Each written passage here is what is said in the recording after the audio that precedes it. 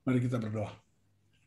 Bapa di sorga, dalam nama Tuhan Yesus Kristus, malam hari ini bersama dengan hamba-hambamu dari BPMR GBKP kilometer 45 Medan, kami hendak bercakap-cakap, hendak mempercakapkan tanggung jawab iman kami, secara khusus mendengar firman-Mu dan menata potensi-potensi yang Tuhan anugerahkan.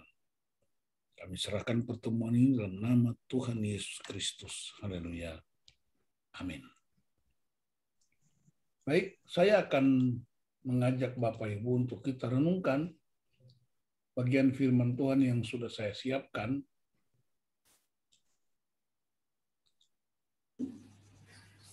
Saya beri judul Controllable versus Uncontrollable. Yang dapat dikontrol dan yang tidak bisa kita kontrol.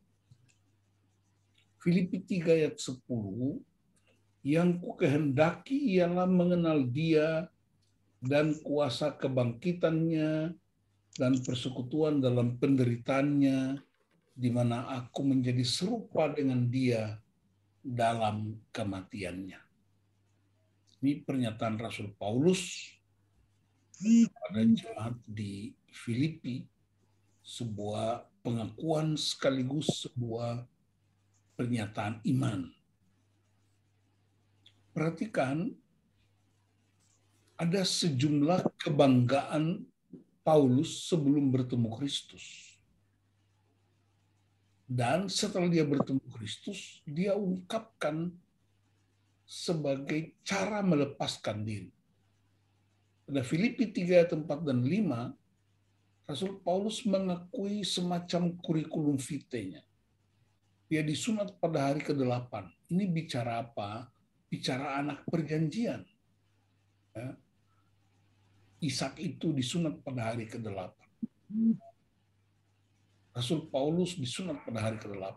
Tuhan Yesus Kristus sendiri sebagai manusia biasa, dia disunat pada hari ke-8. Untuk bicara tentang keterhisapan ke dalam perjanjian. Kebanggaan dia yang berikutnya, dia bilang, aku ini dari bangsa Israel, suku Benjamin. Bangsa Israel itu umat pilihan. Suku Benjamin itu adalah suku raja pertama dari suku Benjamin, yaitu Saul. Jadi kebanggaan-kebanggaannya dia daftarkan. Dia bilang, aku orang Farisi yang sungguh-sungguh taat pada aturan-aturan yang berlaku. Orang Ibrani asli tanpa cacat celah. Hubungan darah dagingnya itu asli, tidak ada campuran. Bahkan dia pernah menjadi ketua FPY, Forum Pembela Yahudi, penganiaya jemaat. Dan dia mengakui dia ahli Taurat, taat, tanpa cacat. Inilah semua kebanggaan Rasul Paulus sebelum dia bertemu dengan Kristus. Tapi perhatikan Bapak Ibu, ketika dia berjumpa dengan Kristus, dia berkata, aku melepaskan diri dari semua kebanggaan itu. Berarti daftar-daftar yang tadi saya sampaikan, menurut Filipi 3, itu yang disebut uncontrollable. Kita nggak bisa pilih dari suku mana. Kita nggak bisa pilih laki-laki atau perempuan. Kita nggak bisa pilih dari bangsa mana. Itu bagiannya Tuhan. Tapi yang kita bisa pilih, dia menganggap melepaskan diri dari semuanya. Dan menganggapnya sebagai skubalon dalam bahasa Indonesia, dan menganggapnya sampah. Tapi kalau perhatikan bahasa aslinya, bahasa Yunani, dia nggak pakai sampah, dia pakai skubalon. Skubalon itu artinya kotoran manusia. Semua kebanggaan-kebanggaan tadi. Dia melepaskan kebenaran diri sendiri. Tidak merasa punya standar sendiri lebih hebat. Dan dia mau mengalami kebenaran dalam Kristus.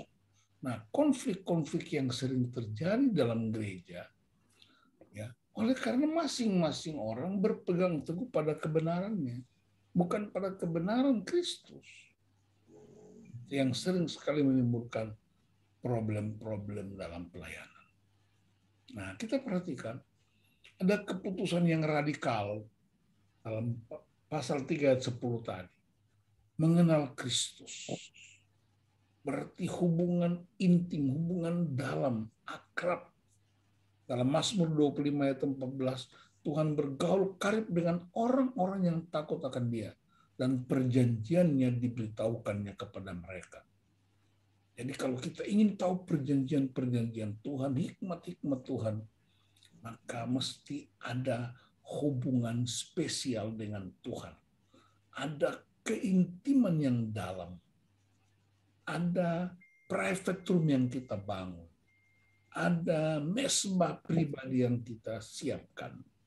Itu radikal. Ya. Yang kedua, bersekutu dengan kuasa kebangkitan. Kebangkitan Kristus itu memberi inspirasi, memberi gairah, memberi semangat untuk tidak hidup dalam keterpurukan, hidup dalam cara pandang sendiri. Tapi tadinya dia angkot view, naik angkot dan melihat segala sesuatu. Sekarang dia berpindah level menjadi helikopter view, melihat segala sesuatu dari atas dengan terbuka. Bersekutu dalam penderitaannya, bersedia untuk mengalami penderitaan akibat kebenaran dan akibat mengikuti Kristus. Kalau kita baca biografi para murid-murid Kristus, 12 rasul itu, 11 tambah 1, ya, 11 yang bertahan dan kemudian tambah Matias, itu hampir semuanya itu mati bukan di rumah sakit, mati bukan karena mereka kena penyakit tertentu, mati karena mereka ada yang ditombak, ada yang disalibkan dengan gaya salib X, ada yang dipotong kepalanya. Itu semua menunjukkan bahwa ada keputusan-keputusan radikal. Karena orang tidak hanya kenal Kristus, tidak hanya mengalami kuasa kebangkitan, tapi bersedia untuk hidup dalam penderitaan Kristus. Dan akibatnya mereka menjadi serupa dalam kematian. Berarti dia mati atas segala dosa dan kesalahan, tapi juga bangkit untuk menjadi pemenang. Nah, karena itu keputusan-keputusan radikal itu membuat kita menjadi manusia baru. Ibarat orang serahkan haknya, serahkan kuncinya. Kamu terima kunci kerajaan ini. Dan ada pengurapan Tuhan yang dahsyat sehingga kita menjadi manusia baru karena Kristus. Dalam 2 Korintus 5 ayat 17. Jadi siapa yang ada dalam Kristus, ia adalah ciptaan yang baru. Karena sudah ada pergeseran yang radikal. Tidak lagi terikat pada kebanggaan-kebanggaan masa lalu, tidak lagi terikat pada kebanggaan-kebanggaan lahiriah, tapi sudah pada kebanggaan dengan Kristus. Nah, apa dampaknya? Dampaknya ialah terjadi perubahan mindset. Cara berpikirnya berubah. Yang kedua, perubahan hati. Alkitab bilang kita harus berubah hati, berubah budi. Bukan berubah frame, ya, bukan berubah warna rambut, bukan berubah warna kulit, tapi berubah hatinya. Karena ada persembahan hidup yang kuat, menghormati karunia yang diberikan Tuhan pada setiap orang. Itu uncontrollable, itu diberikan Tuhan, tetapi kontrolnya ialah kita bisa memanfaatkan potensi-potensi kita untuk memajukan pekerjaan Tuhan di dunia ini. Yang keempat, dampaknya membangun komunitas tubuh Kristus, ayat 4 dan 5 Roma 12. Jadi tidak membangun ego sendiri, tidak membangun kerajaan sendiri, tapi membangun tubuh Kristus. Dan yang kelima, saling peduli dan saling membangun. Artinya semua potensi yang kita miliki menjadi kekuatan yang sanggup mengubah segala sesuatu, tapi juga menjadi berkat buat banyak orang. Nah, kita semua mengerti tentang gereja kita Protestan yang punya disiplin-disiplin berorganisasi, yang punya visi, yang punya misi, yang punya nilai, punya struktur pengambilan keputusan. Tetapi kita juga sadar bahwa kita menghadapi berbagai macam pola pikir yang berbeda-beda, potensi-potensi yang berbeda-beda, dan sebagai pemimpin-pemimpin umat, kita mesti belajar dari sikap radikal Paulus. Dia melepaskan semua kebanggaan dan hanya kebenaran Kristus yang menuntun dia untuk mengambil keputusan yang radikal. Kalau ini yang kita praktekkan, percayalah, semua potensi akan termanifestasikan dengan baik dalam gereja.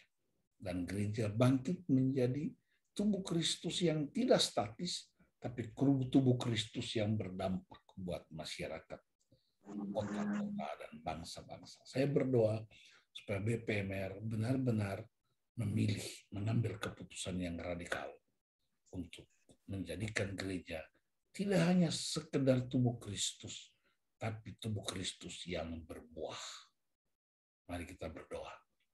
Terima kasih Tuhan, firman-Mu, hamba-Mu terbatas, tidak sempurna, tapi firman-Mu sempurna. Memberi kami inspirasi untuk menata pelayanan berdasarkan potensi-potensi yang Tuhan anugerahkan dalam nama Yesus Kristus Tuhan. Haleluya.